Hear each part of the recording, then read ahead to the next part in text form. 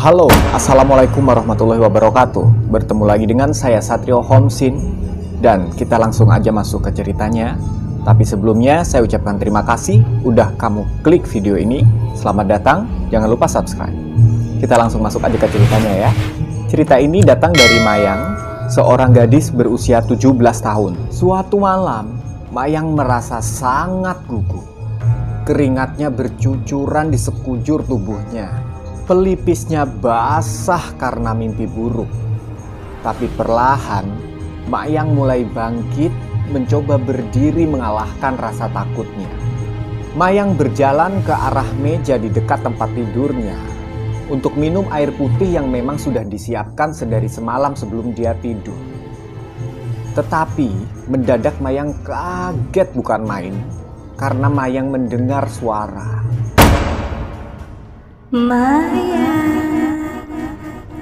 Karena suara itu adalah suara yang sama persis yang dia dengar di dalam mimpi buruknya. Suara yang memanggil-manggil nama Mayang dan sesekali diiringi dengan suara tawa cekikikan wanita. Dan selain diiringi oleh tawa cekikikan wanita tersebut, sesekali pun terdengar diiringi seperti suara gemerincing yang entah dari apa asal gemerincing suara itu. Di saat yang sama, Mayang pun merasakan ada sesosok bayangan yang berkelebat di belakangnya. Cepat sekali. Bayangan ini bukan bayangan hitam ya, melainkan Mayang merasakan bayangan ini adalah bayangan sesosok wanita yang lengkap dengan baju penari. Dan setiap kali bayangan itu berkelebat di belakang Mayang, Mayang mendengar kembali suara gemerincing itu tadi. Mayang ini bingung sebenarnya. Dia itu kan merasakan sebuah ketakutan yang luar biasa.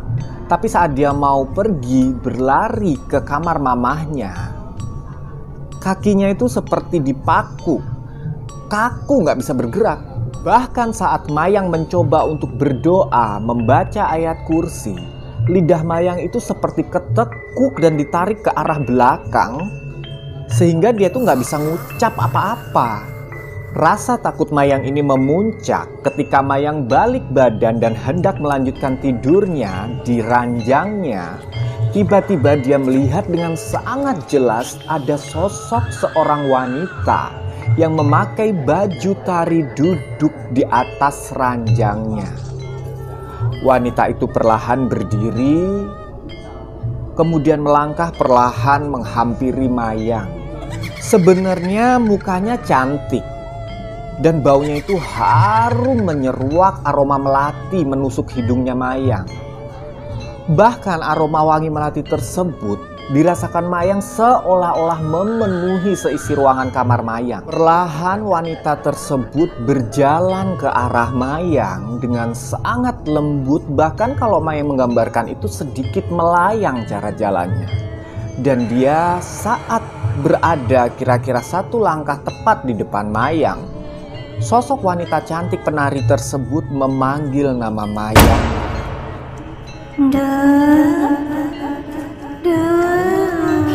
Dan seketika itu juga Mayang merasakan seisi ruangan itu menjadi gelap. Sepertinya Mayang pingsan.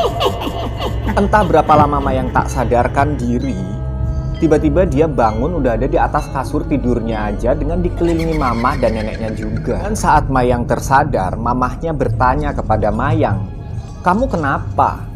Kenapa pingsan malam-malam? Dan sebelum pingsan itu kamu berteriak keras." Di situ Mayang baru tahu ternyata sebelum pingsan Mayang itu sempat teriak sehingga mamahnya terbangun. Ya tentu saja untungnya sih sempat teriak. Kalau enggak ya mamahnya sama neneknya nggak kebangun dan nggak tahu kalau Mayang itu sedang pingsan. Setelah itu Mayang menceritakan runtutan kejadian dia mulai dari mimpi buruk, terbangun, kemudian melihat sosok wanita penari tersebut. Mendengar cerita Mayang tersebut, nenek Mayang itu cuma tersenyum dan bilang ke Mayang bahwa mulai saat ini Nduk, kamu harus mulai terbiasa dengan hal-hal seperti ini. Neneknya terlihat sangat tenang dan hanya menggeleng-gelengkan kepalanya pelan-pelan. Tetapi berbeda dengan mamahnya yang kelihatan sangat ketakutan dan paranoid. Kemudian neneknya Mayang pun melanjutkan penjelasannya bahwa itu adalah arwah Mbah Yotmu, Nduk. Mbah Yotmu dulu memang seorang penari yang cantik. Tetapi di sini ada hal yang menurut Mayang dan mamahnya sangat sedikit seram ya. Atau bahkan sangat seram. Karena neneknya Mayang bilang bahwa Mbah Yotnya Mayang ini seorang penari yang memakai susuk. Susuk untuk penampilannya agar terlihat semakin cantik. Dan belum sampai di situ, neneknya Mayang pun menjelaskan bahwa nenek buyutnya Mayang tersebut selain memakai susuk juga sempat mempelajari beberapa ilmu untuk menyempurnakan kecantikannya tersebut. Mendengar cerita neneknya seperti itu, Mayang pun lalu terkejut dan merasa heran. Soalnya kenapa baru sekarang Mayang mengalami hal-hal seperti ini, kenapa nggak dari dulu-dulu? Dan neneknya pun menjelaskan bahwa karena Mayang saat ini sudah berusia 17 tahun. Dan konon sebelum nenek buyutnya meninggal, dulu beliau pernah berkata bahwa semua ilmunya akan turun kepada salah seorang cucunya yang perempuan. Dan memang benar, Mayang adalah satu-satunya cucu perempuan di keluarga itu. Yang otomatis berarti kemungkinan terbesarnya adalah ilmu dari sang nenek buyut tersebut memang turunnya ke Mayang. Tepat setelah sang nenek bercerita, tiba-tiba Mayang merasakan sensasi yang luar biasa. Tubuhnya itu seperti disiram air es dari ujung rambut sampai ujung kaki. Dingin sekali. Dan setelah itu Mayang sudah tidak bisa mengingat apa-apa. Ya, Mayang pingsan lagi. Mayang gak sadarkan diri lagi. Tapi kali ini Mayang tidak hanya pingsan, karena menurut mamanya Mayang, selain pingsan, Mayang ini langsung bangkit dengan mata terpejam dalam kondisi tidak sadarkan diri dan menari sambil menyanyikan lagu-lagu Jawa. Melihat Mayang kesurupan seperti itu, mamanya tentunya makin parno, tapi neneknya menenangkan. Karena katanya mulai sekarang mereka harus mulai terbiasa melihat Mayang seperti itu. Karena di malam-malam tertentu, tepatnya di saat bulan purnama itu betul-betul sempurna bulatnya, Mayang akan selalu mengalami kesurupan seperti itu. Seperti halnya dulu almarhumah nenek buyutnya. Gerakan tarinya sangat luas, padahal Mayang itu tidak pernah belajar menari Jawa sama sekali. Apalagi menyanyikan tembang-tembang Jawa. Mayang ini anak yang terlahir dan terbesar di Jakarta. Bahkan untuk berbahasa Jawa pun, Mayang ini nggak bisa. Hal tersebut menjadi lebih meyakinkan mamanya Mayang bahwa memang yang sedang merasuki Mayang adalah arwah atau ilmu dari sang nenek buyut. Dan neneknya pun menjelaskan bahwa dalam waktu 1 bulan sekali Mayang akan selalu kesurupan seperti itu. Dan setiap kali setelah kesurupan, Mayang ini harus disiapkan kopi pahit dan juga rokok kretek serta 3 bunga kantil. Dan konon katanya setelah menyeruput kopi pahit tersebut dan menghabiskan sebatang rokok kretek, maka Mayang barulah akan terjatuh dan kemudian tersadar. Cerita di atas adalah cerita dari sudut pandang mama dan neneknya Mayang yang menyaksikan Mayang kesurupan. Dan sekarang kita akan lanjut. Sebenarnya apa yang dirasakan Mayang ketika Mayang kesurupan dan menari serta menyanyikan tembang Jawa ya. Paginya ketika Mayang sudah benar-benar sadar, tentunya setelah disiapkan dan menyeruput kopi pahit serta sebatang rokok kretek yang memang sudah selalu ada di rumahnya Mayang karena neneknya selalu menyimpan benda-benda seperti itu. Mayang pun bercerita bahwa semalam saat orang-orang itu, mamahnya dan neneknya melihat dia sedang kesurupan, dia itu mengalami sebuah pengalaman spiritual yang luar biasa, paranormal experience yang luar biasa. Seperti Mayang itu dituntun untuk masuk ke alam yang berbeda, dan di sana dia berada di sebuah ruangan yang sangat gelap.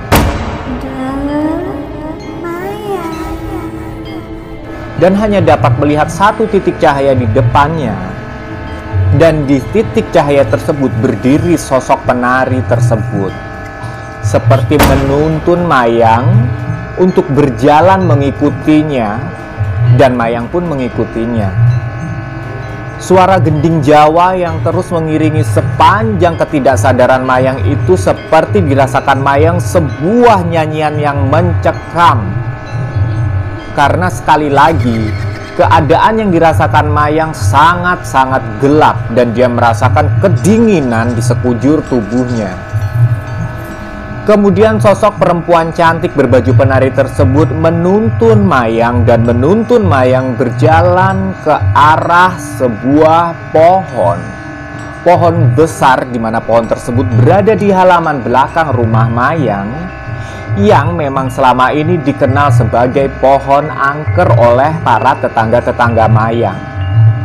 Seringkali tetangga-tetangga Mayang saat melintas di halaman belakang rumah Mayang di pinggiran Jakarta itu memang sering mendengar suara-suara perempuan menangis atau tembang-tembang Jawa, atau beberapa dari mereka yang sangat-sangat beruntung dapat melihat penampakan sosok perempuan berbaju penari yang terus menari di bawah pohon tersebut. Dan pada akhirnya wajahnya yang semula cantik berubah menjadi sangat-sangat menyeramkan. Matanya mengeluarkan darah, hidungnya pun mengeluarkan darah, dan dari bibirnya pun, dari mulutnya pun berdarah-darah. Jadi kalau digambarkan itu seperti orang yang baru saja disiksa, karena kondisi tubuhnya pun sedikit hancur bahkan gosong. Dan di dalam ketidaksadaran Mayang pun juga diberikan gambaran sesosok wanita berbaju penari yang sedang dihajar dan dihakimi oleh beberapa orang laki-laki berbaju serba hitam dengan tutup kepala hitam, memukuli secara bertubi-tubi perempuan cantik tersebut hingga badannya setengah hancur, terlebih lagi di bagian wajahnya. Dan ketika wanita tersebut meminta tolong, tak ada seorang pun warga yang menolongnya. Mereka hanya melihat kejadian tersebut.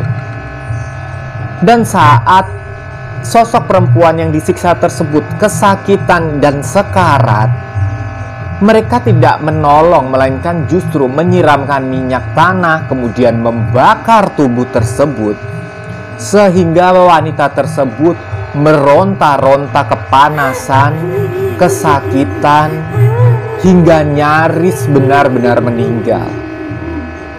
Saat api sudah dapat dipadamkan oleh dirinya sendiri dengan bergulung-gulung di tanah basah, tubuh dari perempuan tersebut bukan lantas diberikan pertolongan, melainkan justru dimasukkan ke dalam sumur tua, kemudian ditimbun dengan tanah dan bebatuan, dan di atasnya ditanami sebuah pohon. Dan pohon itulah yang kini sudah menjadi sangat besar dan menjadi pohon yang dikenal angker tersebut. Pohon beringin yang selama ini tidak semua orang berani melintasinya, terutama setelah selepas Isya. Karena setiap malam, terutama di malam-malam tertentu, dari arah pohon tersebut sering sekali terdengar wanita yang sedang menembangkan tembang Jawa atau tertawa cekikikan, bahkan penampakan-penampakan yang mengerikan lainnya. Oke, jika kamu suka dengan video kali ini, silahkan subscribe, like, dan share ke semua teman-teman kamu. Dan kita akan melanjutkan cerita ini, tidak akan berhenti sampai di sini, karena akan ada bagian kedua dan ketiganya. Sampai ketemu di part 2 dan part 3-nya. Assalamualaikum.